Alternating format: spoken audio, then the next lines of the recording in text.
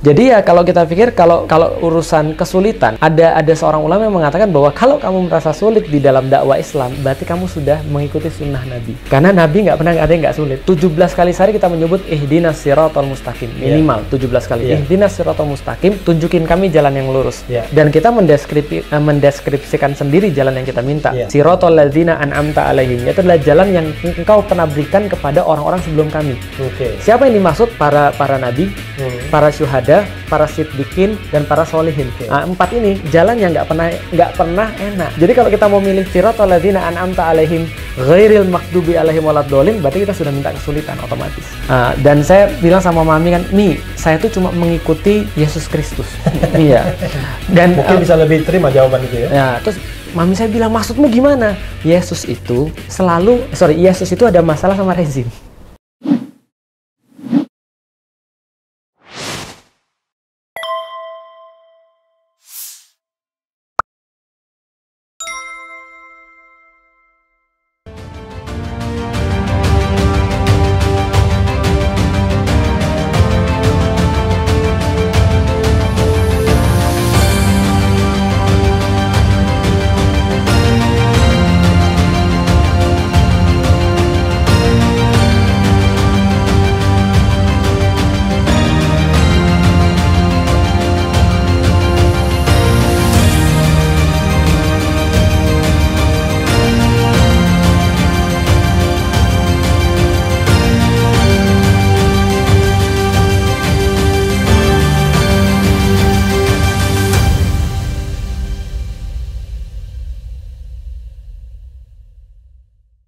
Nah, kita kan kalau ngasih anak ada filosofinya. Betul. Ya kan?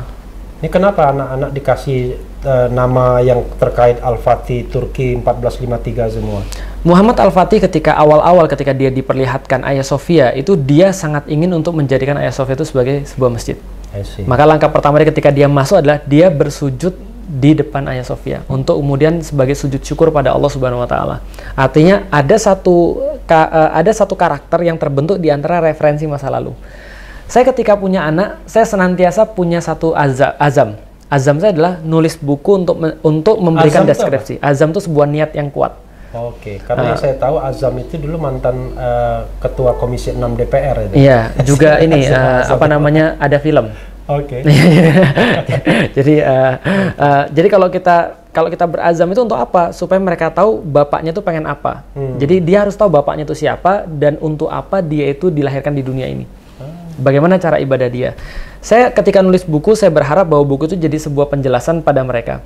Saya bayangin, andai kan saya dipanggil oleh Allah sebelum saya sempat untuk menunaikan kewajiban saya untuk mendidik mereka, maka bagaimana cara mereka untuk tahu tujuan mereka? Maka saya menyematkan password di dalam hidup mereka. Yaitu di nama itu? 1453. Besok taruhlah, andaikan saya sudah diambil oleh Allah, sementara mereka harus tahu untuk apa hidup mereka, suatu hari nanti mereka akan bertanya-tanya, 1453 ini apa? Ketik mereka di Google, mereka akan dapat semuanya. Oke, termasuk juga plat nomor mobil Ustadz ya, 1453. Yang kedua, ketika mereka berkenalan sama orang nanti akan ditanya, apa sih artinya 1453? Nah itu jadi alasan untuk mereka, kesempatan mereka, oke duduk jelasin, saya mau jelasin. Jadi saya dulu ingat Cordoba, ya, Istana Alhambra di Cordoba, itu tahun berapa ya? Sama, 1400-an. 1492 Pak ya? Betul. 1492 sekitar ya? Itu.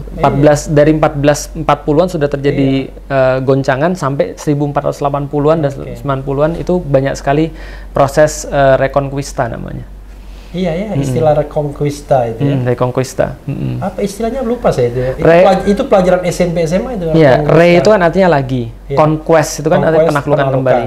Jadi reconquista penaklukan kembali daerah semenanjung Iberia itu oleh pasukan-pasukan Kristen. I know. Ya, conqueror. Iya, reconquista. Luar biasa. Jadi term conquest itu tidak pernah ada di dalam Islam. Tapi term di dalam Islam adalah futuhat. Saya tanya lagi ya. Jadi saya mengalir aja tanyanya. Jadi nanyanya nggak teratur ya, sobat era sekalian. Soal convert to Muslim ya, to Islam. Ustadz merasakan ini jujur ya. Jangan nggak jujur. Oh ya tentu. Merasa ada kesulitan nggak? Maksudnya gini. Mungkin ya kalau sebelum convert ya. Ustadz barangkali merasa dalam hidup nggak banyak kewajiban, ya kan? Betul. Mungkin cari uang, menghidupi anak istri, kaya, selesai. Betul, ya, betul. Tapi begitu masuk Islam, tentu dengan kesadaran sendiri, pasti sudah beyond dari sekedar kehidupan rumah tangga, kan? Ya, betul. Nah, ada merasa beban nggak? Dan missionnya apa? Jelas beban itu pasti ada. Ya, okay. Dan Allah sudah mention beban itu di dalam Al-Quran, bahwa bebannya orang-orang beriman itu pasti lebih besar daripada beban orang-orang yang nggak beriman. Okay. Kenapa? Karena yang mereka inginkan lebih banyak. Karena yang mereka inginkan lebih besar. Iya sih. Jadi ya wajar kalau saya dikasih beban lebih banyak. Pengetahuan juga lebih berat bebannya, ya. Betul. Karena kita harus menyampaikan apa yang kita ketahui soalnya. Jadi jangan fokus pada beban, fokus kepada apa yang pengen kita dapat. Oke. Nah, itu lebih enak bagi kita. Oke. Karena kalau itu kita merasa wajar. Contoh, ada orang pengen jadi juara kelas. Juara sekelas dia belajar 2 jam sehari. Kalau ada orang pengen jadi juara se-Indonesia, belajar 2 jam sehari, itu nggak tahu diri. Oke. Nah, jadi kalau dia pengen jadi juara se-Indonesia, ya minimal dia harus lebih banyak pada 2 jam. Kecuali S ya, S juara. Ada S apa itu? S juara. Atau kan? martabak juara, ya. Martabak juara, Iya. Gitu. Jadi jadi ya kalau kita pikir kalau urusan kesulitan, ada seorang ulama yang mengatakan bahwa kalau kamu merasa sulit di dalam dakwah Islam, berarti kamu sudah mengikuti sunnah Nabi. Artinya? Karena Nabi nggak pernah ada yang nggak sulit. Oke. Dan kita kan senantiasa doa dalam hidup kita kan ya. 17 kali sehari kita menyebut ihdinas siratal mustaqim, minimal 17 kali. Ihdinas siratal mustaqim, tunjukin kami jalan yang lurus. Dan kita mendeskripsikan sendiri jalan yang kita minta. Siratal ladzina an'amta alaihim, yaitu adalah jalan yang engkau pernah berikan kepada orang-orang sebelum kami. Siapa yang dimaksud? Para nabi, para syuhada, para siddiqin, dan para solihin. Nah, 4 ini jalan yang nggak pernah enak. Jadi kalau kita mau milih siratal ladzina an'amta alaihim ghairil maghdubi alaihim waladdallin, berarti kita sudah minta kesulitan otomatis. Wah, luar biasa ya. Tiap hari kita minta kesulitan. Benar. Tanpa sadar kan? 17 kali minimal ya. 17 kali. Kalau ditambah sholat sunnahnya berpuluh kali. Nah, ada yang pernah nanya sama saya, apa nggak capek setiap hari kesulitan? Saya tanya sama dia, emang kamu kira orang yang melawan Allah tuh nggak capek juga? Capek juga. Kita melihat dia bahagia, sebenarnya nggak bahagia juga ya. Capek juga. Dia juga keluar uang, dia keluar pemikiran. Jadi kalau pengusaha benar juga sih, pengusaha dan penguasa yang zalim itu capek juga. Capek banget. Lebih capek lagi karena mungkin dia jiwa paranoidnya lebih tinggi gitu. Iya, dan insecure. Makanya tadi sempat saya sampaikan bahwa orang yang paling insecure justru orang yang maksiat. Oke. Makanya artinya kalau misalnya kita capek, mereka juga capek. Oke. Bedanya apa? Kita capek natural, mereka capek nggak natural. Oke. Ustadz, saya mau balik ke politik ini. Boleh. Ya. Tadi kan pasti kan karena ketika convert to Muslim, to Islam, lebih banyak kewajiban yang diemban ya. Tapi sekarang ini era di mana orang-orang seperti Ustadz ini dicurigai. Ya sudah, kita frankly speaking aja kan. Dicurigai tadi sudah dibilang ya di depannya tadi radikal ya kan, radikal kanan ya, ada radikal kiri, ini radikal kanan ya. Kemudian tidak percaya Pancasila, terutama bab toleransi, walaupun tadi pertanyaan pertama sudah dijelaskan secara baik ya. Tapi kan orang nggak peduli ya. Iya, betul. Kemudian ini pro khilafah ya, yang akan membahayakan NKRI. Padahal sudah dijelaskan juga khilafah itu konsepnya ilahi ya. Jadi memerintah dengan petunjuk yang maha kuasa. Betul. Walaupun levelnya keluarga, tetap aja kita menerapkan khilafah. Kira-kira begitu tadi ya. Tapi Ustadz tetap saja sebagai orang yang dicurigai. Sebagai orang yang kira-kira ya dalam rezim tertentu, saya nggak tahu bilang rezim yang mana ya, ini orang yang patut dimusuhi. Bahkan kalau kita pakai istilah good looking, saya pernah bikin nih, Ustadz good looking number 2 ya, in Indonesia ya.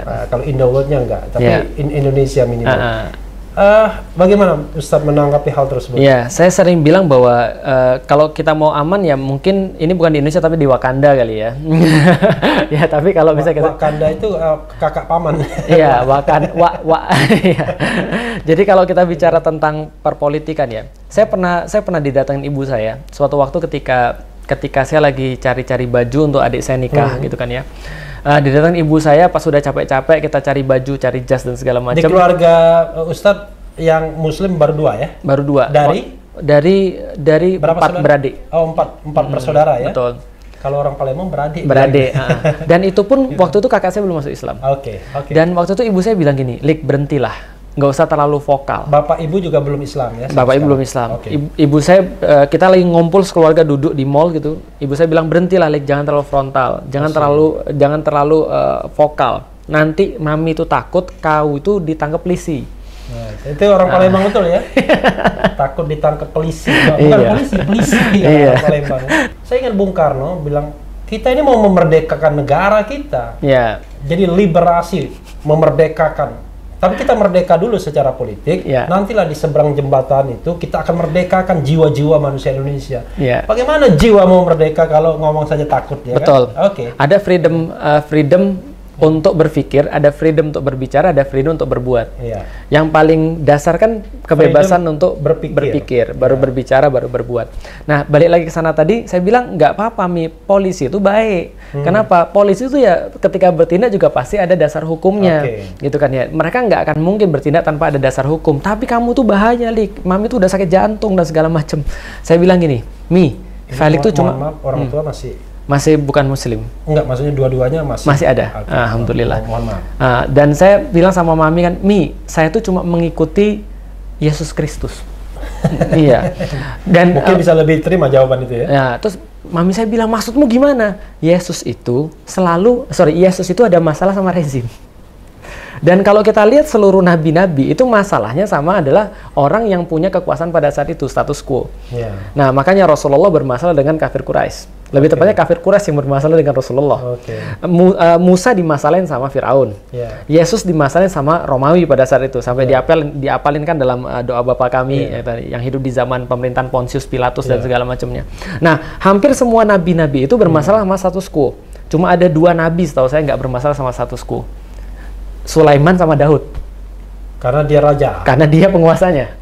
Nah, jadi kalau kekuasaan kalau kalian bukan raja, sobat era sekalian, jangan berpikir bahwa hidupmu tidak ada masalah. Betul. Kira-kira begitu. Jadi kalau seandainya kekuasaan itu ada di tangan orang soleh, dia akan memberikan kebaikan bagi orang banyak. Tapi kalau kekuasaan itu ada pada orang salah, maka dia akan menimbulkan kemudorotan pada orang banyak. Padahal saleh dan salah itu cuma satu huruf aja. Cuma satu huruf. Tapi dampaknya luar biasa. Makanya ulama itu, walaupun kita kayak gini, setiap hari kita mendoakan kebaikan bagi pemimpin. Karena kalau pemimpin kita benar, itu semua bakal dapat. Tapi kalau pemimpin kita kesilap nih, ya sudah, semuanya juga bakal kena. Nah, maka saya bilang sama ibu saya, ya saya cuma mengikuti Yesus Kristus aja. Tersilap. Jadi silap mata, silap tersalah. Silap mata itu terselubung. Iya, betul. Tertutup. Iya. Gitu. Nah, jadi kalau kita bicara tentang masalah tadi, saya bilang ya saya cuma mengikuti Yesus Kristus. Ibu saya bilang, ya beda. Kenapa beda? Dia kan Tuhan, kamu bukan. Ya sudahlah, karena dia percaya kayak begitu. Tapi akhirnya saya bilang sama ibu saya gini. Ini soal kepercayaan ya. Iya, nggak apa-apa. Itu kan masing-masing. Saya bilang sama ibu saya gini, saya tidak perlu menceritakan banyak hal di dalam Islam, tapi saya cuma mau ceritain sama dia aja tentang pengalaman pribadi yang mungkin dia bisa relate. Saya bilang, saya bisa hidup, saya bisa aja diem, dan saya bisa aja santai, dan saya bisa aja nggak menimbulkan masalah apapun bagi orang-orang yang nggak suka sama saya. Tapi, in the end of the day, ketika anak-anak saya gede, yang saya paling takut, saya bilang sama mami saya nggak mau ketika anak saya gede, lalu anak saya bilang, Abi kan hidup di zaman itu. Abi tahu di situ ada yang salah. Abi baca ayatnya, Abi tahu hadisnya. Kenapa Abi diem? Itu saya nggak akan bisa untuk ngadepin anak saya kalau anak saya ngomong kayak gitu.